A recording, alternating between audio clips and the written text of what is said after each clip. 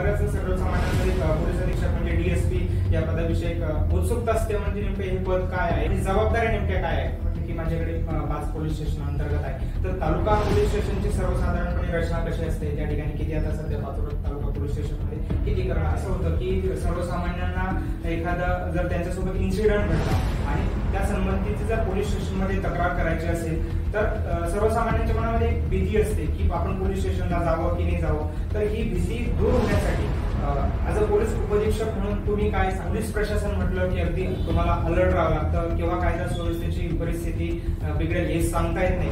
असं असताना पोलीस प्रशासनाची नेमकी तुमच्यासमोर काय आव्हानं असतात काम करत. राज्यात ज्या महिला अत्याचाराच्या वाढत्या गुन्ह्यांच्या पार्श्वभूमीवर पंतप्रधान नरेंद्र मोदी ज्यावेळी जळगावात आले होते त्यावेळी त्यांनी सांगितलं होतं की आता महिलांना पोलीस ठाण्यात तक्रार करायला जायची गरज नाही, घरबसल्या आपण ऑनलाईन पद्धतीने तक्रार नोंदवू शकतो.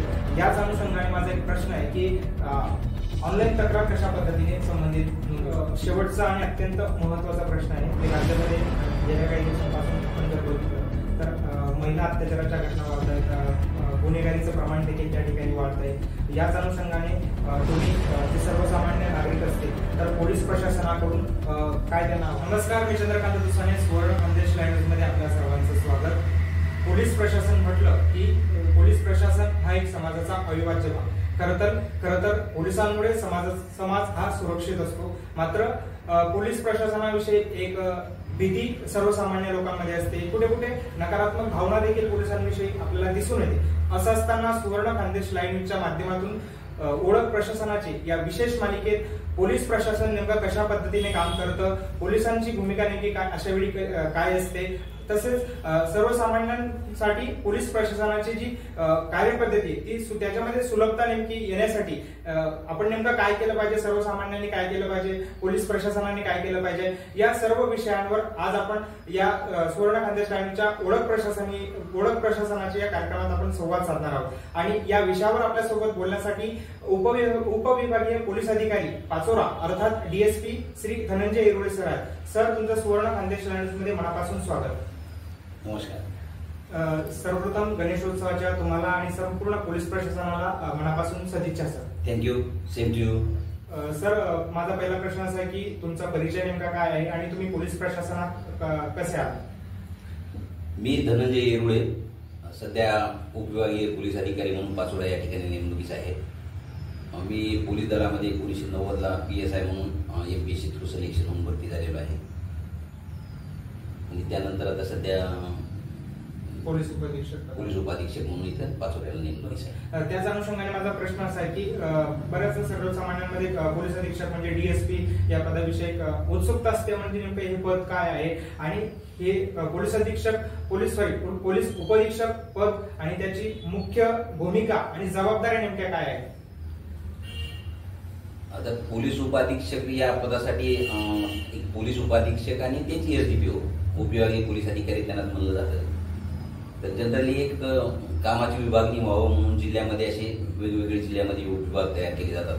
तसा एक आपला हा पाचोरा उपविभाग आहे आणि त्याच्यावर इन्चार्ज म्हणून मी आता DYSP म्हणून या ठिकाणी नेमणुकीस आहे. माझ्याकडे पाचोरा आणि जामनेर हे 2 तालुके आहेत. या 2 तालुक्यामध्ये 5 पोलीस स्टेशन आहेत. त्या 5 पोलीस स्टेशनमध्ये ज्या काही घटना घडतील, जे लॉ अँड ऑर्डर प्रॉब्लेम होईल, जे काही गुन्हे घडतील त्या गुन्ह्याला भेट देणं आणि त्या तपासासंबंधाने मार्गदर्शन करणं, लॉ अँड ऑर्डर प्रॉब्लेम आहे त्यावर नियंत्रण ठेवणं, याबाबतची माझी कामं राहतात. बरोबर. त्याच अनुषंगाने माझा प्रश्न आहे की आता तुम्ही म्हटले की माझ्याकडे 5 पोलीस स्टेशन अंतर्गत आहे, तर तालुका पोलीस स्टेशनची सर्वसाधारणपणे रचना कशी असते, त्या ठिकाणी किती आता सध्या पाचोरा तालुका पोलीस स्टेशन मध्ये किती कर्मचारी आहेत, हे सविस्तर शॉर्ट मध्ये सांगा. जनरली तालुक्याच्या ठिकाणी पोलीस निरीक्षकचं पद असतं. आमच्या इथं पाचोरा आणि जामनेर या ठिकाणी ह्या 2 तालुक्याला 2 PI आहेत. तसेच पहुर या ठिकाणी एक PI आणि एक नेमणुकीस आहे. PI म्हणजे पोलीस इन्स्पेक्टर असतात ते. मग त्याच्या हाताखाली एक API दर्जाचे अधिकारी असो, 3-4 PSI दर्जाचे अधिकारी असतात आणि जवळपास 60 ते 70 कर्मचारी त्यांच्या हाताखाली नेमणुकीला असतात.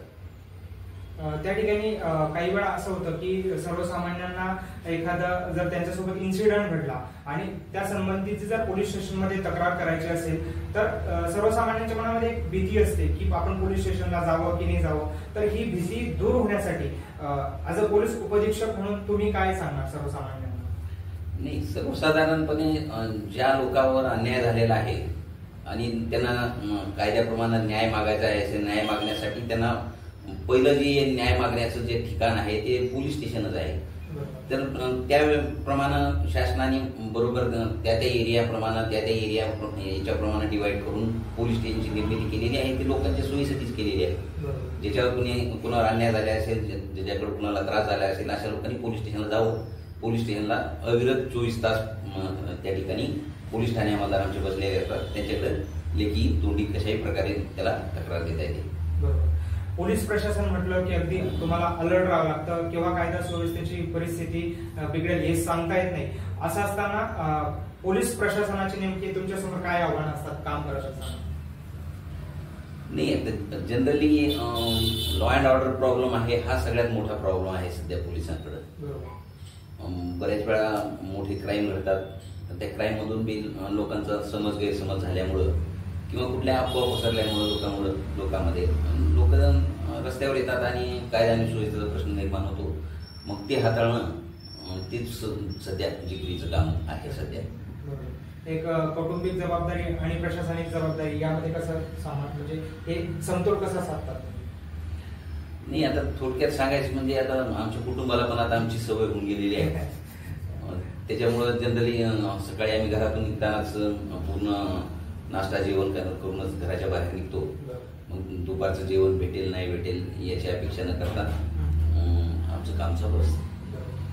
राज्यात ज्या महिला अत्याचाराच्या वाढत्या गुन्ह्यांच्या पार्श्वभूमीवर पंतप्रधान नरेंद्र मोदी ज्यावेळी जळगावात आले होते त्यावेळी त्यांनी सांगितलं होतं की आता महिलांना पोलीस ठाण्यात तक्रार करायला जायची गरज नाही, घरबसल्या आपण ऑनलाईन पद्धतीने तक्रार नोंदवू शकतो. याच अनुषंगाने माझा एक प्रश्न आहे की ऑनलाईन तक्रार कशा पद्धतीने संबंधित नोंदवू शकतात? नाही, आता प्रत्येक पोलीस स्टेशनला आता ईमेल आयडी पोलीस स्टेशनचे तयार करण्यात आलेले आहे.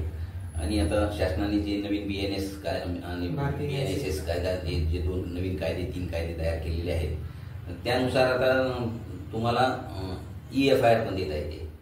तुम्ही घरी बसून तुम्ही इंटरनेटवर तुम्हाला ईमेलवरून तुम्हाला तक्रार दाखल करता येते. त्याप्रमाणे पोलीस त्या तक्रारीची दखल घेऊन पुढील कारवाई करतात.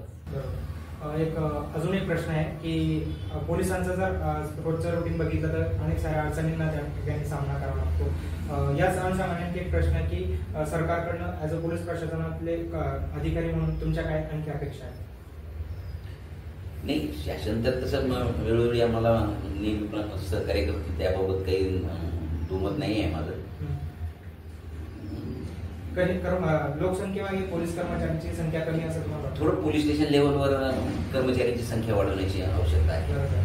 तपास करणारे जे अधिकारी आहेत, गुन्ह्याचं प्रमाण वाढलेलं आहे, लोकसंख्या वाढलेली आहे, गुन्हेगारांची संख्या सुद्धा वाढलेली आहे. तर त्यानुसार पोलीस स्टेशन आणि पोलीस स्टेशनच्या अधिकारी आणि कर्मचाऱ्यांची संख्या वाढवण्याची थोडी आवश्यकता आहे. आता एक शेवटचा आणि अत्यंत महत्वाचा प्रश्न आहे की राज्यामध्ये गेल्या काही दिवसांपासून आपण जर बघितलं तर महिला अत्याचाराच्या घटना वाढत आहेत, गुन्हेगारीचं प्रमाण देखील त्या ठिकाणी वाढत आहे. याच अनुषंगाने तुम्ही जे सर्वसामान्य नागरिक असतील तर पोलीस प्रशासनाकडून काय त्यांना आवाहन करा? सगळ्यात महत्वाचं म्हणजे प्रत्येक गोष्टीमध्ये आता सगळी क्रांती झालेली आहे. सगळं इंटरनेटचं युग आलेलं आहे. त्यामुळं लोक फार हुशार झालेले आहेत.